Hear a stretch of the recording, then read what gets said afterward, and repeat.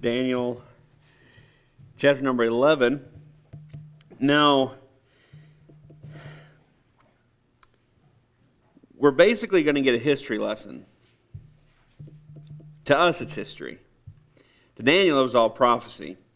And so as we go through this, I want you to keep this in mind, because otherwise we're going to lose sight of the application of this. The purpose of this for us is so that we can understand and be strengthened in the fact that God's Word is 100% accurate. There are no errors in it. People want to bring up all the time, well, there's errors in the Bible and there's contradictions. There are no contradictions, there are no errors. And if you find somebody that says there is one,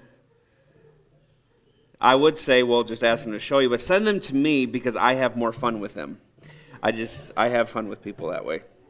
But anyway, we're going to be looking at this idea the next 2 weeks from Ahasuerus to Antichrist. And essentially what we're going to be looking at are the major world leaders that are going to take us from Daniel's time to the time of Antichrist, leading up to the second coming of Jesus.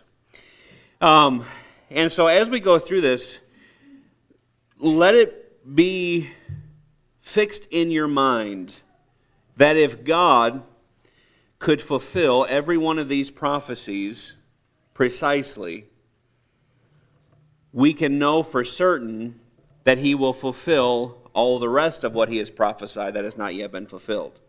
We can be assured that Jesus Christ is coming back, and He is going to come back just like He said He would.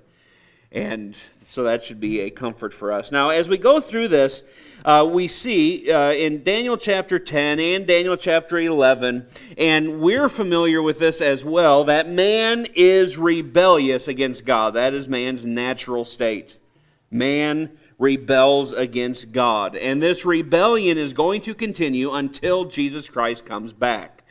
Unfortunately, there's nothing we can do about it. We can't pass legislation in the White House that restricts man's rebellion.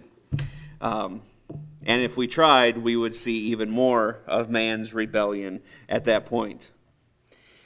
But within the context of man's rebellion, what is fascinating is the fact that God uses that rebellion to fulfill His purpose with the nation of Israel.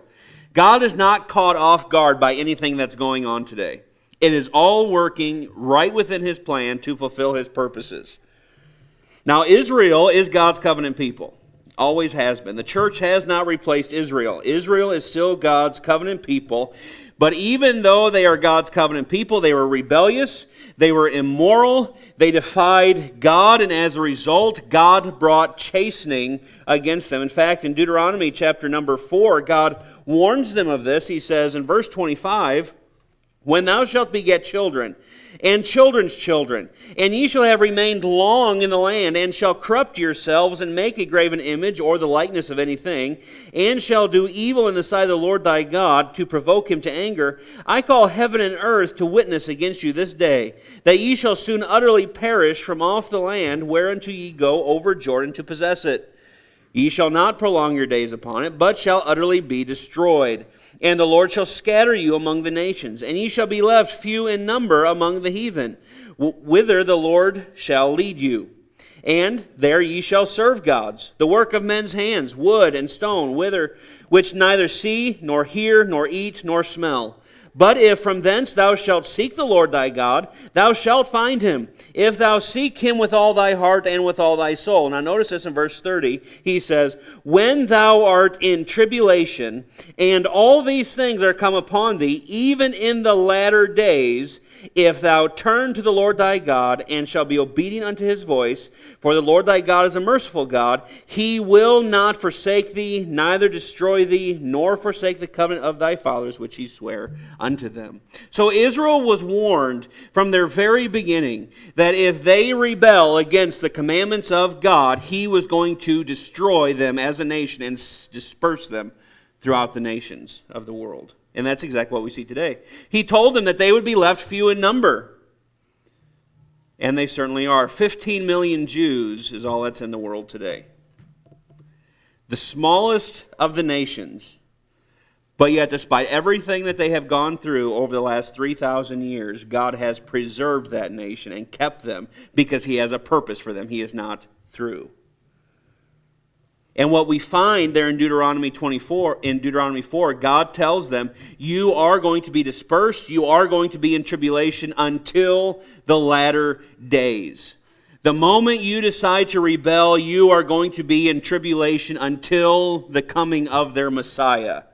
So that rebellion is not going to end until Christ returns.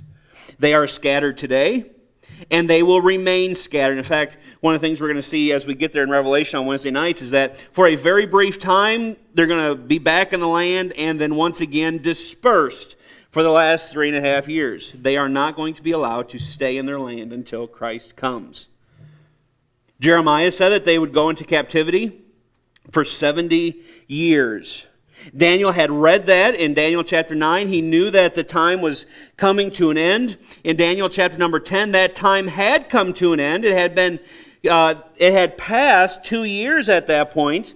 And no doubt he was anticipating that a larger number of Jews would go back, that everybody would want to go back to Israel, that they would want to rebuild the city, that it would be glorious once again, all the people in the land of Israel. But that is not what happened. Less than 50,000 Jews went back 2 years later, and the city is still lying in ruins. And Daniel is not understanding this. But what Daniel didn't understand is that this 70 years was only the first phase of God's chastening upon the nation of Israel. There was going to be 70 times more of this chastening come, a total of 490 years. Those 70 weeks of Daniel, 483 of those years separated from the last 7 by this parenthesis that you and I live in of some 2,000 years. So it's going to be yet for a long time. In fact, Daniel was told in chapter 10 by the angel that it is for many days. It's for a real long time out. Now, as this reality begins to sink in, the fact that the people haven't gone back, the fact that the city is still in ruins, Daniel now is beginning to ask why. Why is this going on? Why are people still here? Why are people rebelling still against God? Why are the people in Israel having such a hard time? And so what we have here in chapter 11 is the angel is bringing the answer to these questions. Why is this going on? And he's going to tell them. In sum, what he's going to describe for Daniel, is the fact that this chastening is going to continue until Christ comes and establishes His kingdom. That's how long this is going to go on.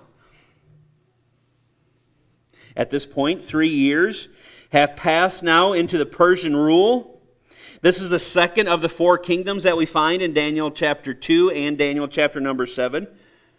And the angel that comes with the answer has come now from a battle that he has been warring against the prince of Persia. And as we discussed last week, that prince of Persia is a demonic force that is driving the Persian Empire for evil to destroy God's people. But this angel was a guardian for the nation of Israel to protect them for God's purpose.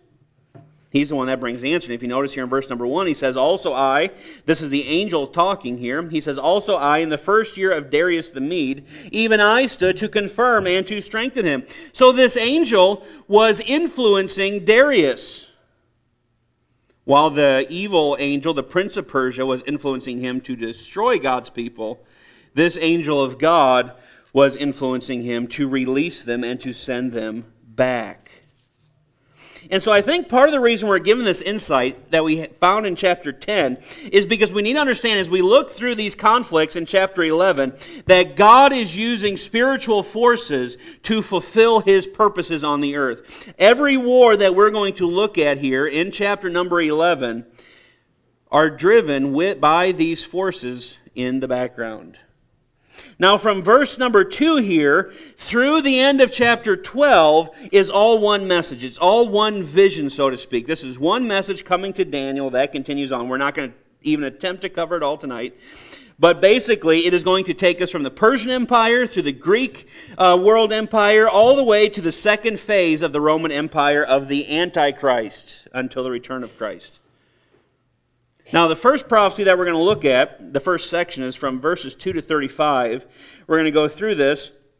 And this is very detailed and precise. There are 135 prophecies in these 34 verses that have been fulfilled historically to a T.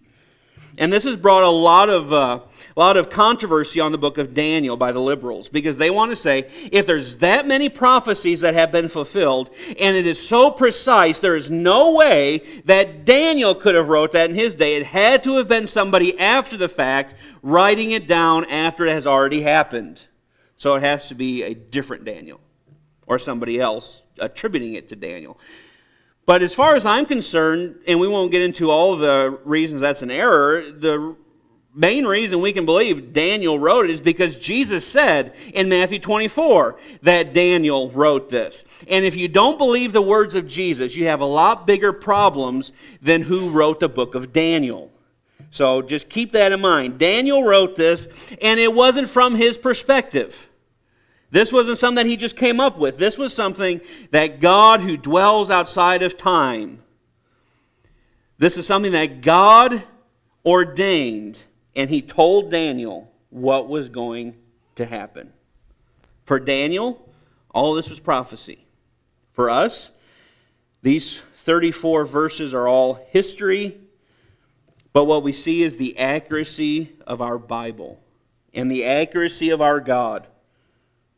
And if we know God can fulfill these, then we know that he will fulfill everything else that is yet to be fulfilled. So now in this passage, there are a number of kings that are going to be mentioned. But there are 5 major kings that are emphasized in this passage. So we're just going to start going through this. And in verse number 2 here, we're introduced to our first king. It is Ahasuerus. Now, they're not mentioned by name.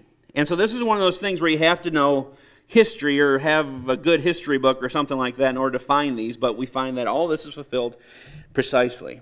So this is our first king, Ahasuerus. Notice verse 2.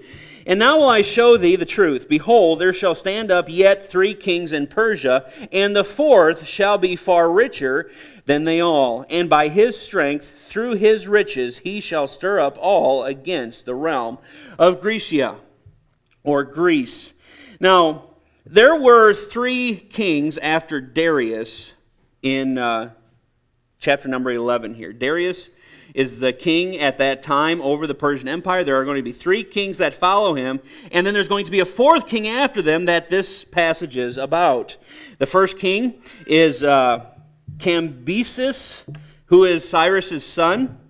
Then the second king is going to be called Pseudo-Smyrtus. You know, I'm glad that we have normal names, because these guys sound like a disease, is basically what they sound like. But he's called Pseudo because he was an imposter. He looked identical to Cambyses.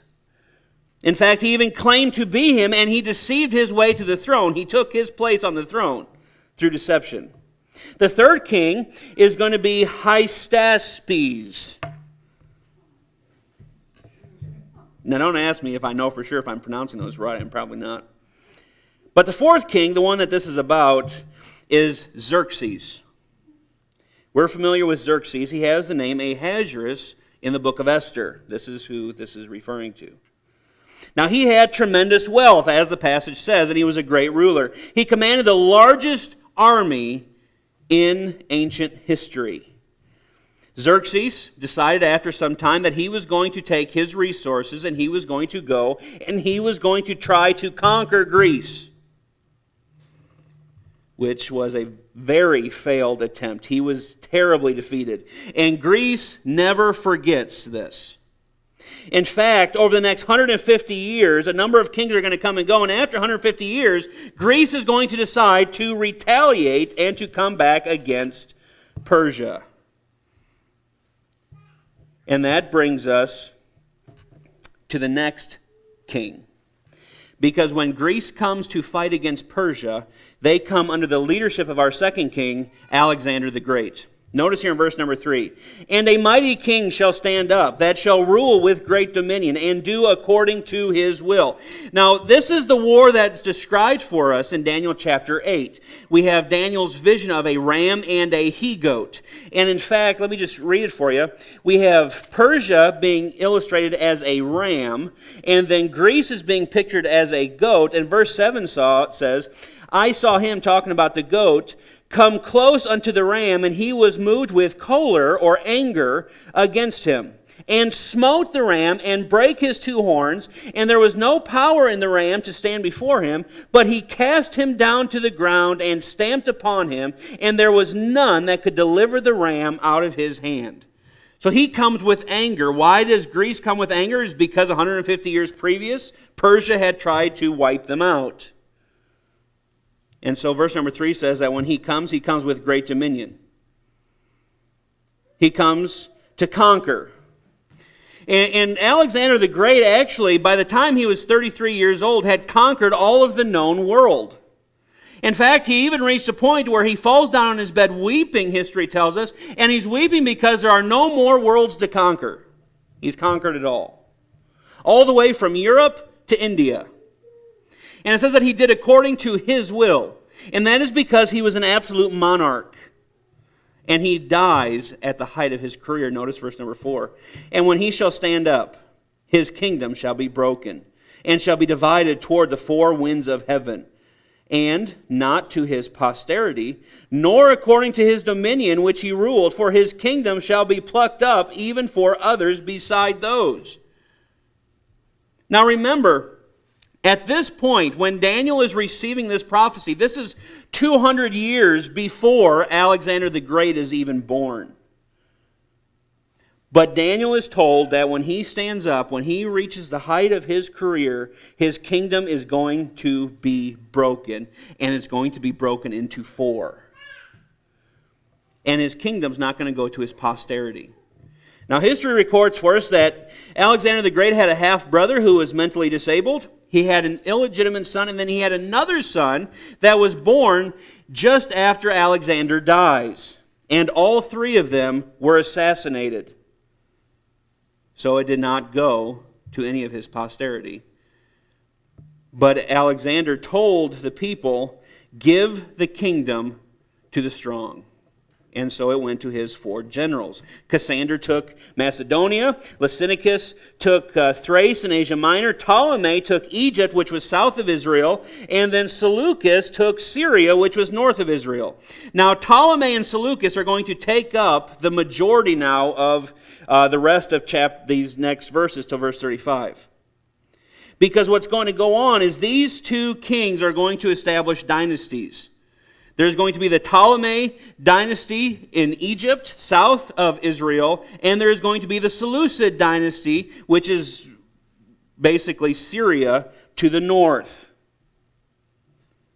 And they are going to constantly be warring, and one of the things that happens is Israel is going to always be in the middle, and they're going to get caught up in this. Now, verses 5 to 20 covers a period of 200 years of wars between these two dynasties. And while Daniel is in Iraq at this time, what would be modern-day Iraq, we need to understand that when he's speaking here, he is speaking with reference to Israel. So geographically, when he talks about the kings of the north, he's talking about north of Israel. And the kings of the south, he's talking about south of Israel. So just so we understand, he's not talking from the perspective of what's north or south of Iraq. He's talking north or south of Israel. Now notice verse 5 and 6 here. "And the king of the south shall be strong." That's talking about the Ptolemies in Egypt. "And one of his princes, and he shall be strong above him and have dominion. His dominion shall be a great dominion. And in the end of years they shall join themselves together. For the king's daughter of the south shall come to the king of the north to make an agreement." So, initially, Ptolemy started out stronger than Seleucus. And the dynasty of the south was much stronger, but eventually over time the northern kingdom became much stronger. And as time progressed, there became to be a great deal of tension between the northern and the southern kingdoms. And so they try to strike up an alliance between the two. And what better way to strike up an alliance than to give your daughter to the opposing king as a wife? And so the king of Egypt gives his daughter to the king of the north. So she marries Antiochus the first. And he goes by the name Antiochus Theos, which means God. So you can understand what he thinks of himself and the types of problems that might come up in that marriage. But there's a problem. He's already married. Well, as far as he's concerned, there's no problem there. Well, I'll just divorce her and I'll marry this lady from Egypt, which is exactly what happens. But as you can imagine, the king's ex-wife is not thrilled about this arrangement. And so she murders the new wife. She murders all of her attendants, and she poisons the king. So she got hers. Now notice here in verse 6 again. It says, "But she shall not retain the power of the arm.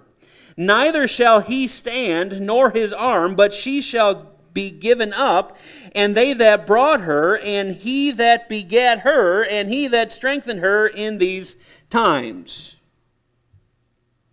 So basically what this does now is it brings us to the new king. She dies, those that came with her. She shall not stand, nor his arm. The people that came with her, she's going to be given up.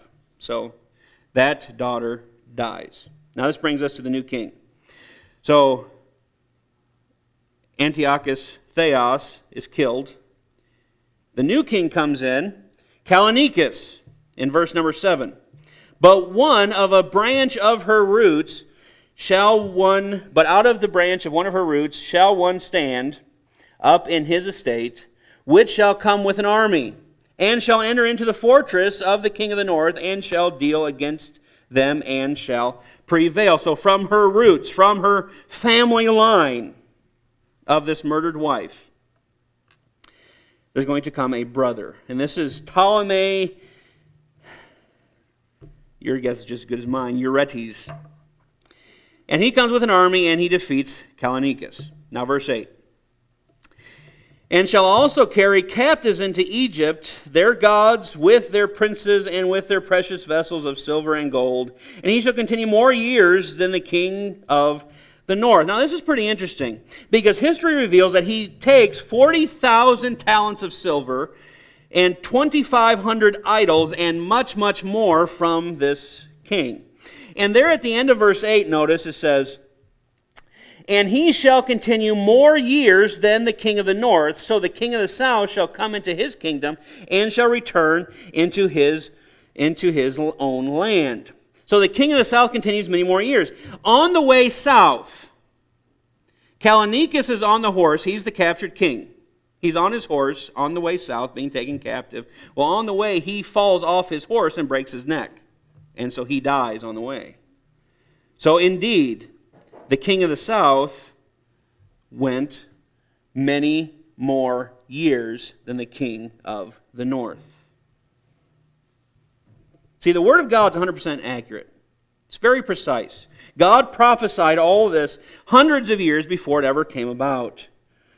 Now remember, all this time there's war going on. It is going on in the land of Israel. So keep this in mind now as we go to this next king. The third major king that we're going to look at here is Antiochus the Great. This is the next guy that comes in. So Ptolemy has conquered Callinicus in the north. And he rules Egypt he rules from Egypt through Israel. So he's got this whole territory along the coast there of the Mediterranean Sea. And Callinicus had 2 sons. Now notice verse number 10. "But his sons shall be stirred up, and shall assemble a multitude of great forces." And notice this, "and one shall certainly come." So the other one's not going to come, only one's going to come. "And overflow, and pass through. Then shall he return and be stirred up, even to his fortress." So one of his sons died, but the other became the king of the north. His name is Antiochus the Great. He marches through Israel to fight the south. And notice verse number 10, it says that he comes with great forces. He comes with 75,000 soldiers under his command. Verse number 11. And the king of the south shall be moved with choler, or anger, and shall come forth and fight with him, even with the king of the north, and he shall set forth a great multitude, but the multitude shall be given into his hand. So the king of the south, which is Ptolemy Philometor, poor guy, he takes 73,000 footmen, he takes 500 cavalry, and he takes 73 elephants to go to war with the king of the north.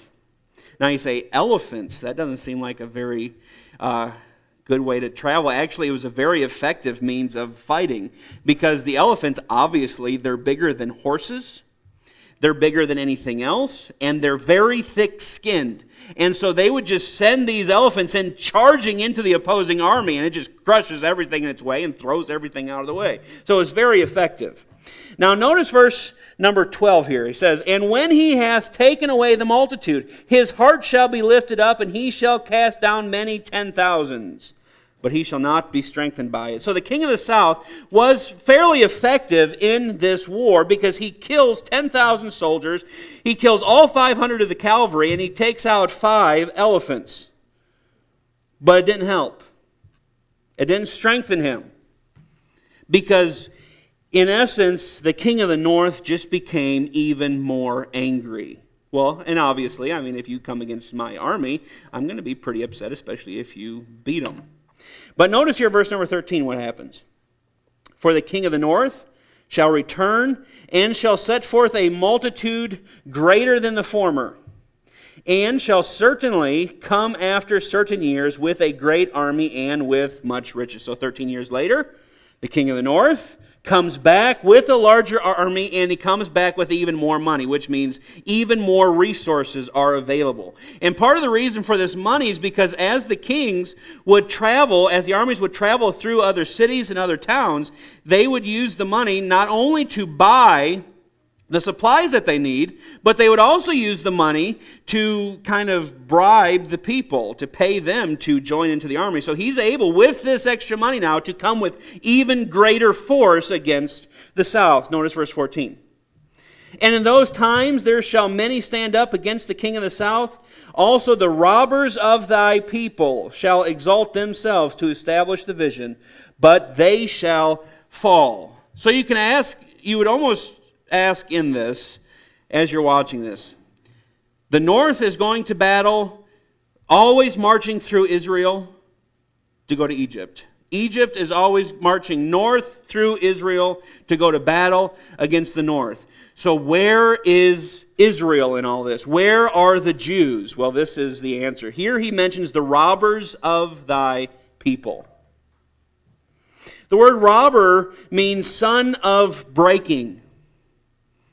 Means that they are covenant breakers, that they are the rebels. That's who these people are. They are the apostate Jews. They are the revolutionaries. They join up with the king of the north as he goes south.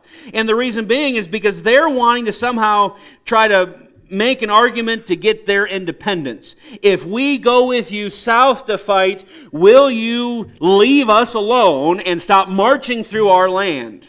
That's kind of their idea. But it doesn't work. Verse 14 at the end says that they fall. It doesn't work. Verse 15. So the king of the north shall come and cast up a mount and take the most fenced cities. The arms of the south shall not withstand, neither his chosen people, neither shall there be any strength to withstand. In essence, the north wins. We're familiar with that in America, right? The north wins.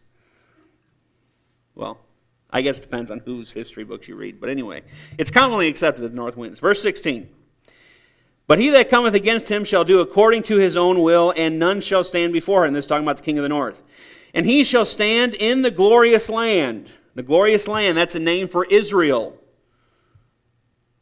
which by his hand shall be consumed. So Israel doesn't win their independence. Now, instead of gaining their independence, they are going to be ruled by, rather than being ruled by the south as they were before, now they're going to be ruled by the north. Antiochus the Great is the one that is going to rule over Israel. Now notice verse 17, this is interesting. He shall also set his face to enter with the strength of his whole kingdom, and upright ones with him. Thus shall he do, and he shall give him the daughter of women, corrupting her. But she shall not stand on his side, neither be for him. So Antiochus wants to make an alliance with the king of the south. You know, we've conquered you. Let's just make some terms of peace that you're not going to rise up again. Or at least that's the guise that he's putting forward. Actually, what he's trying to do is he's trying to get intelligence on the inside. He's trying to send a spy in. And so what he does is he picks a woman to give to the king of the south, again, for a wife. And he really picks a knockout. He picks his own daughter named Cleopatra. And the purpose of this is for her to go in and to be a spy, but that doesn't work. Because what happens, if you notice here at the end of verse 17, it says, but she shall not stand on his side, neither be for him. Cleopatra actually wound up loving her husband, the king of the south, more than her father. And so that plan fell through. Verse number 18, after this shall he turn his face unto the isles, and shall take many, but a prince for his own behalf shall cause the reproach offered by him to cease. Without his own reproach shall he cause it to turn upon him. So now, after he has conquered most of the world, so to speak, at that time, Antiochus sets his eyes upon the islands or the coasts along the Mediterranean. Basically, it is the islands of Greece. But there's a problem. Rome has dominion over Greece, and so Antiochus comes in, and he is defeated by Rome in 190 BC. But now notice verse 19. Then shall he turn his face toward the fort of his own land, but he shall stumble and fall and not be found. So he gets upset. And he just goes crazy after he loses this war to Rome. And he goes back home, but when he gets home, he goes to the temple of their god, and he tries to take out as much of the treasure as he possibly can from the temple. Well, this was all stuff given by the people as worship to their god, so they get really upset. And so what they do is they kill him on the spot, their own king, and he is no more. Verse 20. Then shall stand up in his estate a raiser of taxes in the glory of the kingdom. But within few days he shall be destroyed, neither in anger nor in battle. So after his death, Rome comes in, who had just previously conquered him, and they tell the people, well, since we conquered your king, you're going to have to pay us taxes. And what that forces to happen is the next king that comes in, the king of the north that comes in, he has to raise the taxes to get all that money back. But now this brings us to our next king. Our next king is Antiochus Epiphanes. Notice verse 21. And in his estate shall stand up a vile person, to whom they shall not give the honor of the kingdom, but he shall come in peaceably and obtain the kingdom by flatteries. You see, Antiochus Epiphanes did not have the right to rule. He wasn't of that line. But what he does is he comes in by flatteries. He comes in a very sneaky way, and he buys off people and basically pays his way into this position of authority. Verse 22 and 23. And with the arms of a flood shall they be overthrown from before him, and shall be broken, yea, also the prince of the covenant. And after the league made with them, he shall work deceitfully, for he shall come up and shall become strong with a small people. So he tries to make a covenant, an agreement with Egypt, and he is going to break his own covenant. Notice verse 24. He shall enter peaceably, even upon the fattest places of the province. And he shall do that which his fathers have not done, nor his fathers' fathers. He shall scatter among them the prey, and spoil, and riches, yea, and he shall forecast or plot his devices against the strongholds, even for a time. So basically what he does is he comes into all of the biggest cities, and he takes control of them. But what he does after he takes control is he takes all their money and he gives it to everybody. He's the epitome of a communist. He just distributes the wealth evenly to everybody, which, what's that going to do with the people? Hey, if you're going to pay us, we'll follow you wherever you go. So he's increasing his strength by this. He's bribing the people. He's making himself stronger. But notice here at the end, and he shall forecast his devices against the strongholds even for a time. So while on one hand, he's playing Robin Hood to get the kind of the vote of the people, on the other hand, every time within these cities that he's conquered, every time there's a little bit of a skirmish, every time there's a little bit of an uprising, where the people kind of don't like what he's doing, he goes in and he just squashes them. He just wipes them out. He is maintaining absolute control over these people. Now notice verse 25. It says, he shall stir up his power and his courage against the king of the south with a great army. And the king of the south shall be stirred up to battle with a very great and mighty army, but he shall not stand, for they shall forecast devices against him. So Epiphanes is going to go to war with Egypt. But this time, Egypt lost because his own commanders had plotted against him. But it doesn't stay that way. Notice what happens. Verse 26. Yea, they that feed of the portion of his meat shall destroy him, and his army shall overflow, and many shall fall down slain. And both these kings' hearts shall be to do mischief, and they shall speak lies at one table, but it shall not prosper, for yet the end shall be at the time appointed. So basically what happens here is they're going to sit down to a round table meeting. They're going to sit down at a table, these two kings. Antiochus Epiphanes and the king of the south, they're going to sit down, they're going to try to strike up a peace agreement. But neither one of these kings intends to keep their side of it. And what's really interesting is at the end of verse 27, he says, for yet the end shall be at the time appointed. What does that mean? In essence, that means that God is the one that is in control.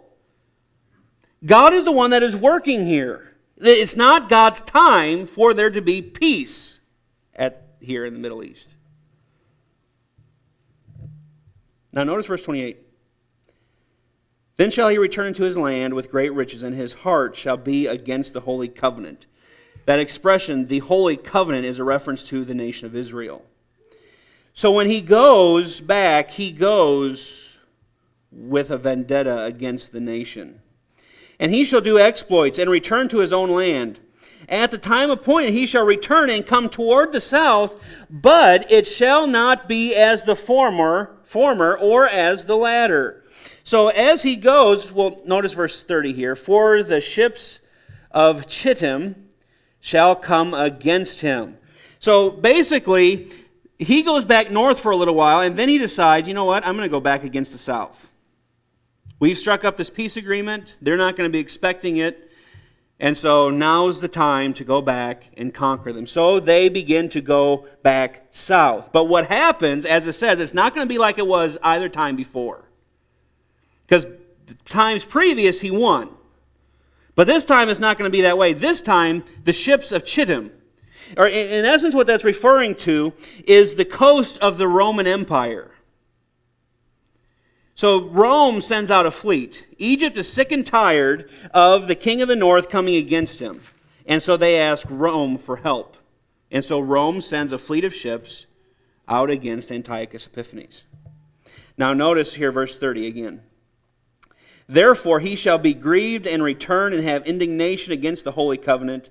So shall he do. He shall even return and have intelligence with them that forsake the holy covenant.